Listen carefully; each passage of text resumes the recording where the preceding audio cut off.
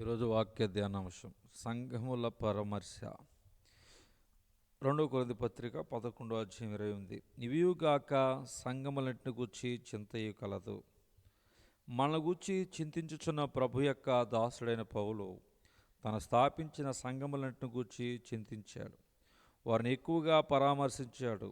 సంఘ నాయకులు రాసిన లేఖనములను పరిశుద్ధ గ్రంథములను పత్రికలుగా ఉన్నవి. అపోస్తుల కార్యము ఆది సంఘం యొక్క చరిత్రగా ఉన్నది. ఎఫెసు పట్టణమందు బాప్తిసమిచ్చు యోహాను యొక్క 12 మంది శిష్యులు ఉండరి.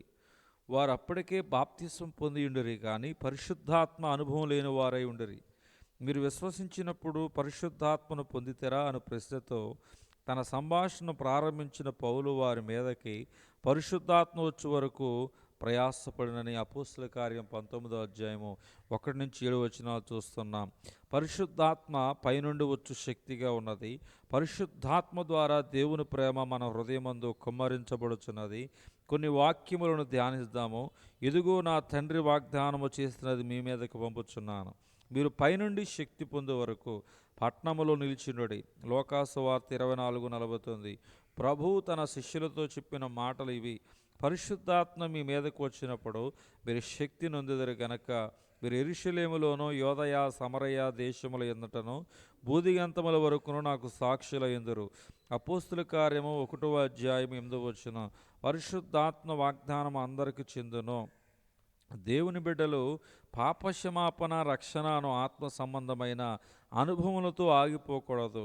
అడుగడుగునా ఎదుగుచూ ఉన్నతమైన స్థాయికి చేరాలి. ఆత్మ సంబంధమైన వరములన్నిటినీ పొందుకోవాలి.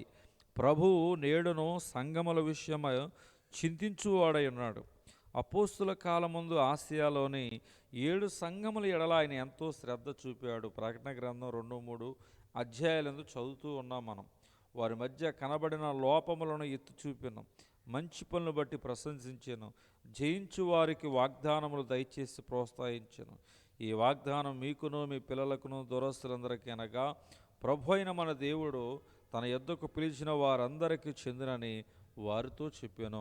అపోస్తుల కార్యం 2:39 చూడగలుగుతున్నాం. సంఘముల ఎల్ల పరామర్శ కలిగిన వారుగా మరి దేవుడు ఉన్నాడు. మనం మనుషుల ఎడల, విశ్వాసుల ఎడల పరామర్శ కలిగి దేవుని యొద్దకు నడిపించు వారమై ఉందాం. దేవుడి తన వాక్య ధ్యానం దేవుడు దీవించునుగాక. ఆమేన్.